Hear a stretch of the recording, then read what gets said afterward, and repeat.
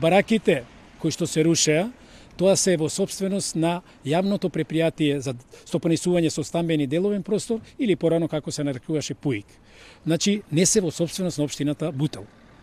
По тие бараки настана уште една шпекулација, се работи за 40 семејства кои што ќе останат на улица. Напротив, во тие бараки живеа само 5 семејства, значи само 5 семејства, и сметам дека и тоа да се расчисти.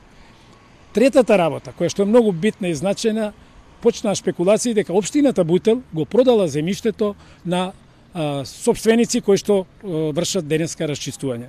Општината Бутел не е сопственик на тоа земјиште. Ова земјиште на кое што се расчистува, и се рушеа тие бараки, е вратено со денационализација пред 12 години на местото на старата општина Бутел. Ќе се гради точно, меѓутоа ќе се градат 360 социјални станови.